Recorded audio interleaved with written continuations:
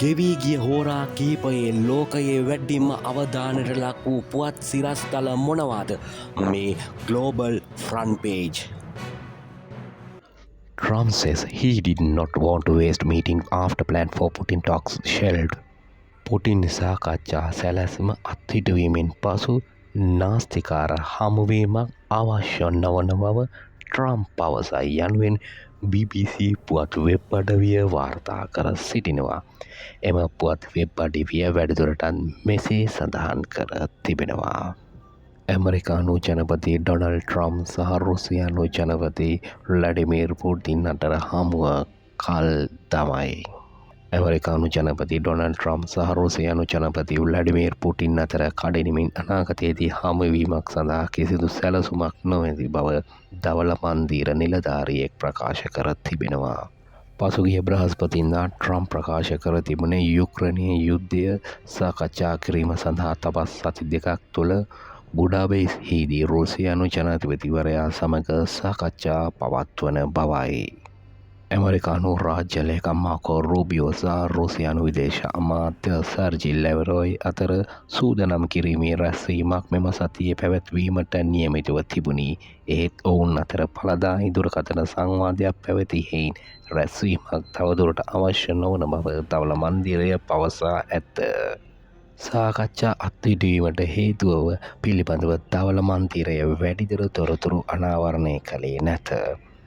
Reality catches up with Trump's Ukraine peace drive and threatens his Medis push. යථාර්ථය ට්‍රම්ප්ගේ යුක්‍රේන සාම ව්‍යාපාරය සමපාත වන අතර ඔහුගේ මැදපෙරදිග තල්ලුවට තර්ජනය කරයි යනුවෙන් CNN පුවත් වෙබ් අඩවිය වාර්තා කරනවා. එම පුවත් වෙබ් අඩවිය වැඩිදුරටත් සඳහන් කරන්නේ ඇමරිකානු ජනපති ඩොනල්ඩ් ට්‍රම්ප්ගේ යුක්‍රේනය සම්බන්ධයෙන් වූ සාම ප්‍රයත්නය යථාර්ථය හමුවේ අභියෝගයකට ලක්ව ඇති බවත් එය ඔහුගේ පැදපෙරදිග සාකච්ඡා මෙහෙයුම් සඳහාද තර්ජනයක් වී ඇති බවත් වාර්තා වේ. ට්‍රම්ප් සහ රුසියානු ජනපති ව්ලාඩිමීර් පුටින් අතර හංගේරියාවේ බුඩාපෙස්ට් පැවැත්වීමට නියමිතව තිබූ හමුවීම කල් දැමීමත් සමගම යුක්‍රේන ගැටලුව විසඳීම සඳහා ට්‍රම්ප්ගේ සැලැස්ම පිළිබඳව ප්‍රශ්න මතුවී තිබේ.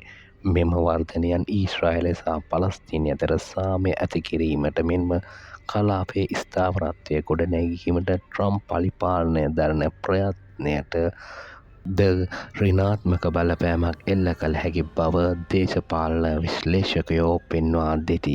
මැද පෙරදිග ගැටුම විසඳීම සඳහා ඇමරිකාව දරන උත්සාහයන් යුක්‍රේනය සම්බන්ධයෙන් පැන නැගී ඇති වත්මන් තත්ත්වය හේතුවෙන් තවදුරටත් සංකීර්ණ විය හැකි බවද එම මාධ්‍ය වාර්තාවල වැඩිදුරටත් සඳහන් කරයි. Children among victims in Russian strike hour after Trump's Putin talk shelved. Trump Putin සාකච්ඡා අත්හිටුවා පැය කිහිපයකට පසු රුසියානු ප්‍රහාරවල වින්දිතයින් අතර ළමුන්ද වෙති යනුවෙන් BBC පුවත් වෙබ් අඩවිය වාර්තා කරනවා. එම පුවත් වෙබ් අඩවිය මෙම පුවත ගැන මෙසේ සඳහන් කර සිටිනවා. රුසියාව විසින් යුක්‍රේනයට එල්ල කරන ලද දැඩි ඩ්‍රෝන සහ මිසයිල් ප්‍රහාරවලින් ළමුන්ද ඇතුළු අවශේෂ පුද්ගලයන් 7 දෙනෙකු ජීවිතක්ෂයට පත්ව ඇති බව යුක්‍රේන නිලධාරීහු පවසති. මෙම ප්‍රහාරය එල්ල වී ඇත්තේ එක්සත් ජනපති ජනාධිපති ඩොනල්ඩ් ට්‍රම්ප් සහ රුසියානු ජනපති ව්ලාඩිමීර් පුටින් අතර පැවැත්වීමට නියමිත වූ සමුළුව කල් දැමන බවට ට්‍රම්ප් ප්‍රකාශ කිරීමෙන් පැය කිහිපයකට පසුවය. යුක්‍රේනයේ දෙවන විශාලතම නගරය වන කාර්කිව්හි ලදරු පාසලකට ප්‍රහාරය එල්ල වී ඇති අතර කාර්කිව්හි අගනුවරද පුළුල් හානියක් සිදුව තිබේ. තුවාල ලැබූ 27 දෙන අතර ළමුන්ද සිටින බව වාර්තා වේ. ට්‍රම්ප් ජනපතිවරයා කියා සිටියේ පුටින් සමග සමුළුව කාලය නාස්ති කිරීමක් වීමට අකමැති වූ බැවින් එය කල් දැමූ බවයි. කෙසේ වෙතත් ක්‍රෙම්ලිනය ප්‍රකාශ කළේ සමුළුව සඳහා සූදානම් කිරීම අඛණ්ඩව සිදුවන බවන් දිනයක් තවමත් එකඟ වී නොමැති බවත්ය. ක්‍රෙම්ලිනය ප්‍රකාශක දිමිත්‍රී පෙස්කෝව් කියා සිටියේ මෙම සමුළුව ජනාධිපතිවරුන් දෙදෙනාගේම අන්‍යෝන්‍ය ආශාව බවයි. යුක්‍රේන ජනපති ව්ලාඩිමීර් සෙලෙන්ස්කී පුටින් සමුළුව කල් දැමීම සහ එක්සත් ජනපද දුරදිග ටොමහොක් මිසයිලය ලබා ගැනීමට තමා කළ ඉල්ලීම අතර සම්බන්ධයක් ඇති බවට ඉඟි කළේය.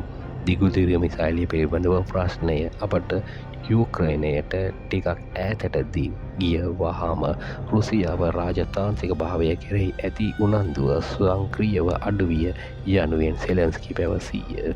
යනුවෙන් මෙම පුවත වාර්තා කර තිබේ. නයිජීරියාවේ ඉන්දන ටැන්කියක් පිපිරීමකින් 35 දෙනෙක් මරුට යනුවෙන් රොයිට පුවත් සේවය වාර්තා කරනවා. නයිජීරියාවේදී සිදු වූ ඉන්ධන ටැංකි පිපිරීමකින් පුද්ගලයන් 35 දෙනෙකු අධික සංඛ්‍යාව ජීවිතක්ෂයට පත්ව ඇති බව එරට මාර්ග ආරක්ෂණ ඒජන්සිය පවසයි. මෙම ඛේදවාචකය සිදුව ඇත්තේ ඉන්ධන ටැංකියක් පෙරලීමෙන් පසු පිපිරීම හේතුවෙනි. අනතුරින් තවත් බොහෝ පිරිසක් තුවාල ලබා ඇති අතර මරණ සංඛ්‍යාවද තවදුරටත් ඉහළ යා හැකි බවට වාර්තා වේ. ආරක්ෂක අංශ සහ කලවා ගැනීමේ කණ්ඩායම් සිද්ධිය ස්ථානයේ මෙහෙයුම් දියත් කරමින් තිබෙන බවයි එම රොයිටර් පුවත් වාර්තාවේ වැඩිදුරටත් සඳහන් වන්නේ.